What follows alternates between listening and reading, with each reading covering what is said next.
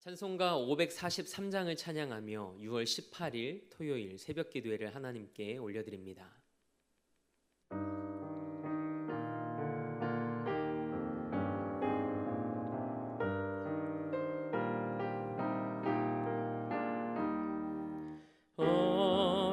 어려운 일 당할 때 나의 믿음 적으나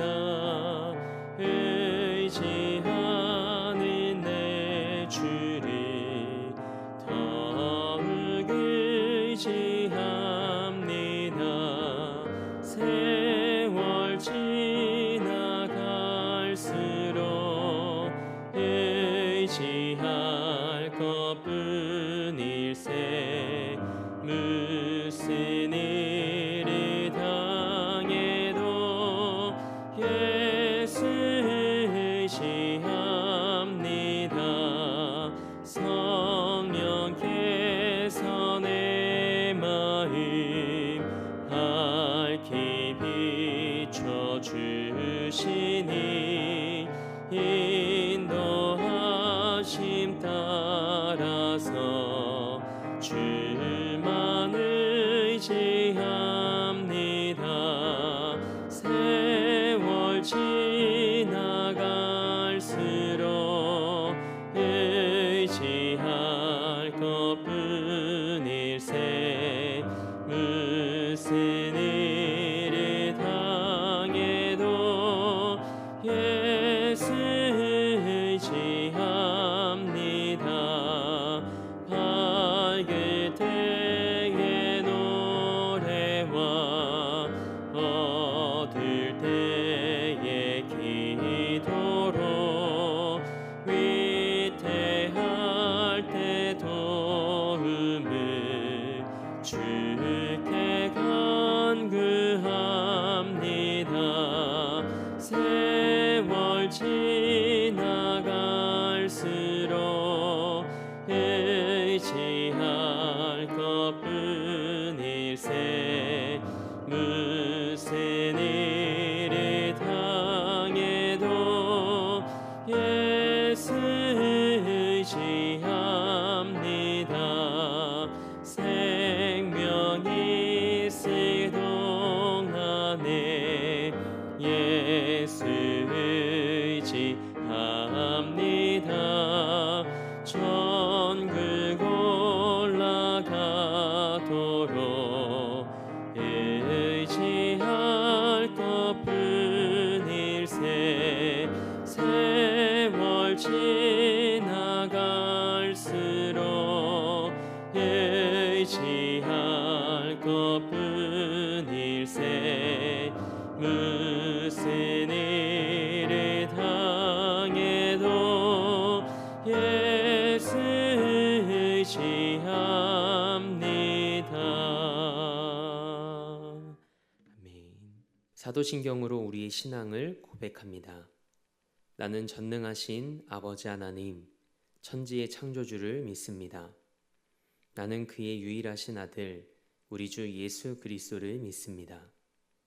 그는 성령으로 잉태되어 동정녀 마리아에게서 나시고 본디오 빌라도에게 고난을 받아 십자가에 못 박혀 죽으시고 장사된 지 사흘 만에 죽은 자 가운데서 다시 살아나셨으며 하늘에 오르시어 전능하신 아버지 하나님 우편에 앉아 계시다가 거기로부터 살아있는 자와 죽은 자를 심판하러 오십니다.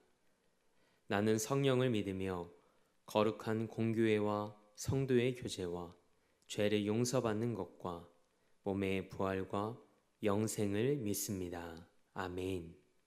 찬송 436장 우리 한 장 더 힘차게 박수하며 하나님께 영광 올려드립니다.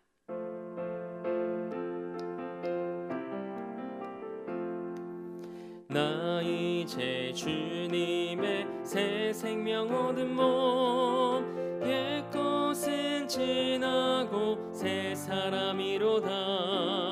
그 생명 내 맘에 강같이 흐르고 그 사랑 내게서 해같이 빛난다. 영생을 누리며 주 안에서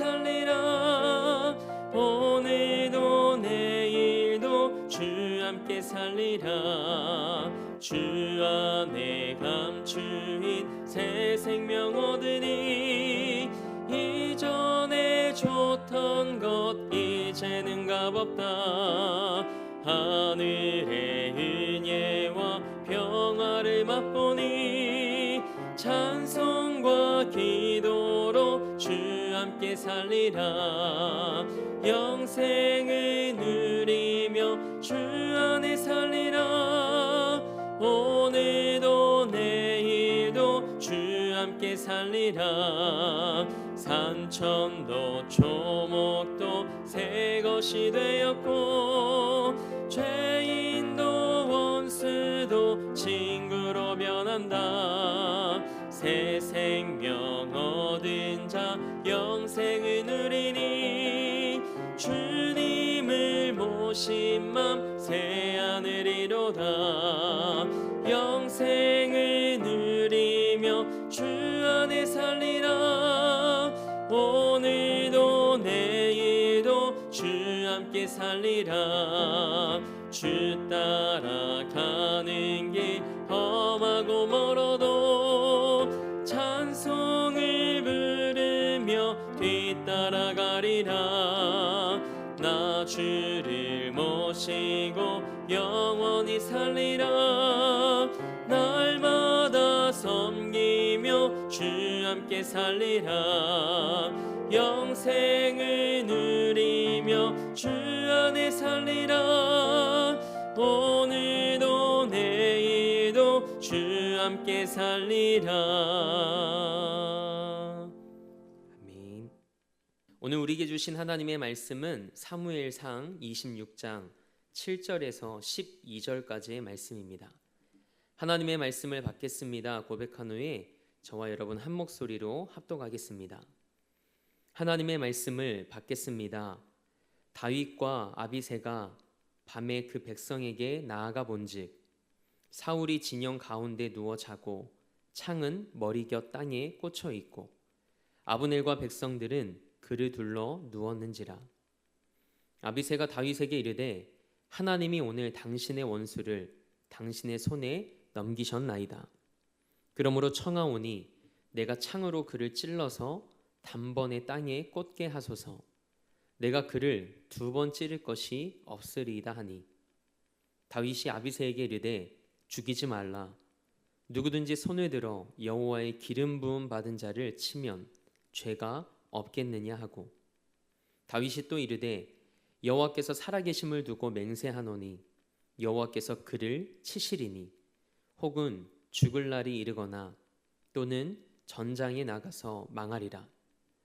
내가 손을 들어 여호와의 기름 부음 받은 자를 치는 것을 여호와께서 금하시나니 너는 그의 머리 곁에 있는 창과 물병만 가지고 가자 하고 다윗이 사울의 머리 곁에서 창과 물병을 가지고 떠나가되 아무도 보거나 눈치채지 못하고 깨어있는 사람도 없었으니 이는 여호와께서 그들을 깊이 잠들게 하셨으므로 그들이 다 잠들어 있었기 때문이었더라. 아멘. 하나님의 말씀으로 새로운 하루를 여는 사랑하는 성도님들의 삶이 매일의 삶에서 하나님을 경험하는 삶이 되길 주님의 이름으로 축복합니다. 오늘은 하나님의 주권을 인정하는 삶이라는 제목으로 하나님의 말씀 함께 나누고자 합니다. 여러분은 하나님의 주권을 인정하십니까? 우리가 살아가는 이 세상은 하나님의 다스리심과 하나님의 주권과 하나님의 통치하심 아래에 있습니다. 하나님께서 온 열방의 주인이시기 때문입니다. 저는 이따금씩 하나님께 이렇게 묻곤 합니다. 하나님, 세상에 참 신실한 사람이 많고 좋은 사람이 많은데 왜 저를 목회자로 부르셨습니까? 그때마다 하나님은 제게 이런 마음의 감동을 주십니다. 네가 좋아서. 그 마음의 감동이 제 안에 울려 퍼질 때마다 목회자로서 이 길을 걸어갈 수 있다는 것이 그저 감사하고 행복합니다. 우리는 때로 하나님, 이건 불공평한 것 아닌가요? 라고 생각할 때가 있습니다. 그렇다면 이런 물음 앞에 한번 서보시기 바랍니다. 우리가 불공평하다고 말하는 것은 무엇에 근거한 것인가요? 우리는 하나님께서 자녀 삼아 주신 사람들입니다. 세상에 많고 많은 사람이 있지만 하나님께서 우리에게 믿음을 선물로 주셨습니다. 그렇다면 하나님께서 여러분을 자녀 삼으신 근거는 무엇일까요? 아무 자격 없지만 하나님이 나 같은 사람도 사랑하셔서 그분의 자녀 삼아 주신 겁니다. 그래서 모든 것이 은혜이고 감격입니다. 우리가 이해할 수 없는 영역은 참 많이 있습니다. 그러나 내가 이해가 되든 이해가 되지 않든 하나님의 하나님 되심을 인정하는 것, 이것이 하나님의 주권을 인정하는 삶입니다. 하나님께서 사울을 이스라엘의 왕으로 삼으신 것 또한 마찬가지입니다. 여러분 중에 어떤 분들은 어떻게 저런 사람이 이스라엘의 왕이 될 수 있을까? 하나님은 어떻게 저런 사람에게 기름을 부으실 수 있지라고 생각할지도 모르겠습니다. 오늘 말씀을 봐도 그렇습니다. 사무엘상 24장에서 다윗이 엔게디 광야에서 사울을 살려주었을 때 사울은 소리를 높여 울며 자신의 잘못을 뉘우칩니다. 그리고 자신을 선대한 다윗이 자신보다 의롭다고 고백하며 다윗이 이스라엘의 왕이 될 것을 알고 또 이스라엘이 다윗의 손에서 견고히 설 것이라고 말했습니다. 그런데 얼마 지나지 않아 10사람들이 또다시 사울에게 다윗의 은신처를 알려주자 사울은 정예부대 3,000명과 함께 다윗을 죽이기 위해 10광야에 진을 칩니다. 하지만 사울이 아무리 많은 군사를 풀어 다윗을 잡으려고 하지만 다윗을 보호하시는 하나님과 상대가 되지 않습니다. 다윗을 쫓는 사람은 사울이었지만 오히려 다윗에게 사울을 죽일 수 있는 기회가 다시 한번 주어집니다. 다윗은 밤중에 아비새와 함께 사울의 진영에 이르러 단 둘이 적진 한복판에 들어갑니다. 다윗이 아비새와 함께 사울의 진영에 들어갔을 때 하나님께서 놀라운 일을 행하시죠. 사울과 그의 모든 군대를 깊이 잠들게 하셔서 다윗과 아비새가 사울의 머리맡에까지 갈 수 있게 하십니다. 사울은 진영 가운데 누워서 자고 있었고 군사령관 아브넬과 또 모든 사울을 따르는 군사들이 사울을 중심으로 누워서 자고 있었습니다. 아비새는 이 상황을 하나님께서 다윗에게 사울을 죽일 수 있도록 허락하신 기회라고 이야기를 합니다. 이제 사울 곁에 놓여있는 창으로 사울을 찌르기만 하면 다윗은 더 이상 쫓기는 고단한 삶을 살지 않아도 됐습니다. 그러나 다윗은 하나님의 뜻대로 세움받은 왕에게 사적으로 보복하는 것은 죄라고 말하며 만류합니다. 그리고는 사울의 창과 물병만 가지고 돌아가죠. 이것이 하나님의 뜻 앞에 엎드린 자의 모습입니다. 기억하시기 바랍니다. 상황이나 환경보다 언제나 하나님의 뜻이 우선입니다. 여러분과 제가 그렇게 하나님의 주권을 인정하고 하나님의 섭리에 순복하는 삶을 살아갈 수 있기를 원합니다. 다윗은 이번에도 하나님이 기뻐하시는 판단을 내렸습니다. 사무엘상 24장에 이어 다윗은 다시 한번 사울을 죽일 수 있는 기회를 얻었습니다. 하지만 이번에도 사울을 살려주죠. 도피 기간이 길어지면서 그의 상황은 사실 더욱 악화되었지만 다윗은 끝까지 중심을 지킵니다.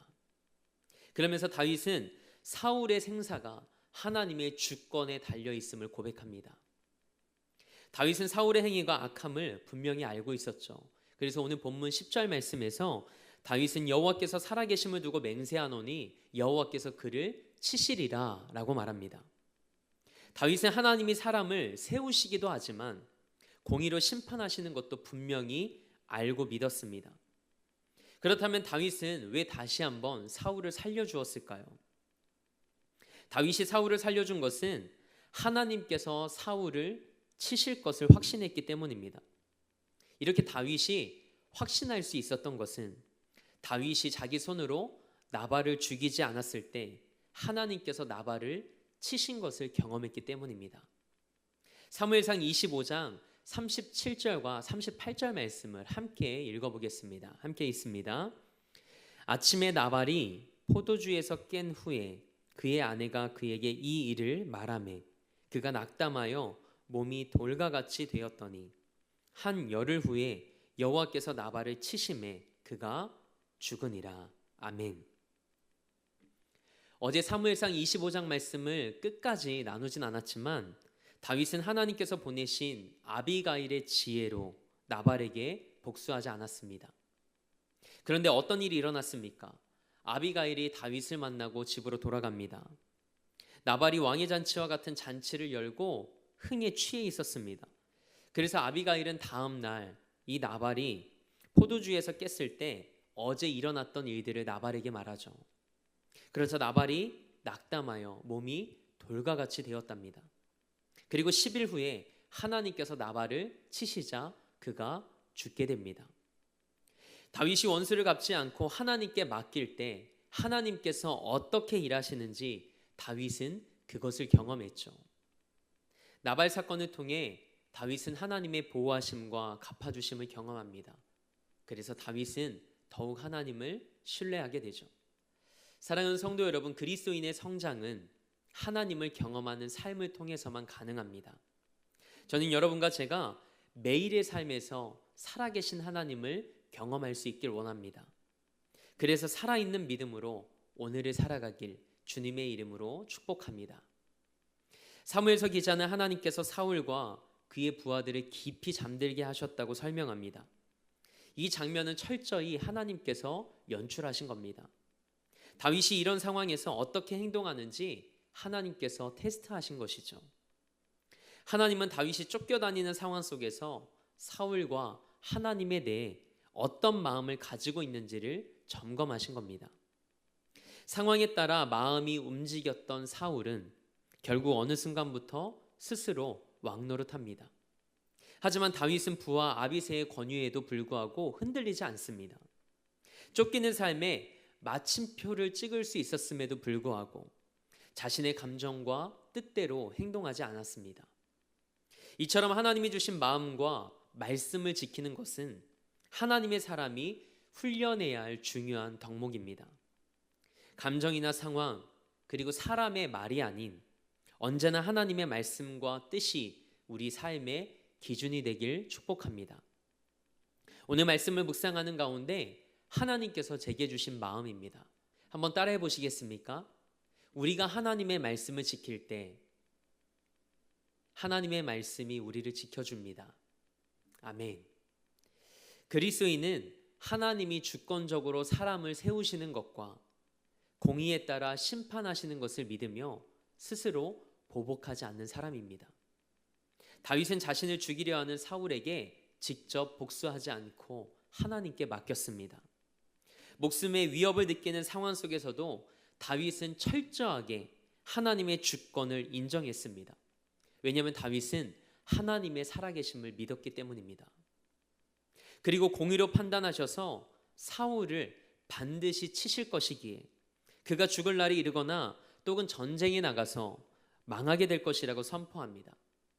다윗이 확신한 대로 후에 사울은 블레셋과의 전투에서 죽게 되죠. 저는 여러분과 제가 하나님의 주권을 인정하는 삶을 살아갈 수 있길 원합니다. 언제나 하나님의 뜻이 최우선인 하나님이 주인 되신 삶을 살아갈 수 있길 축복합니다. 그럴 때 하나님께서 여러분의 삶을 그분의 최선으로 인도하시고 여러분의 길을 지도하시며 여러분을 의의 길로 인도하실 줄 믿습니다.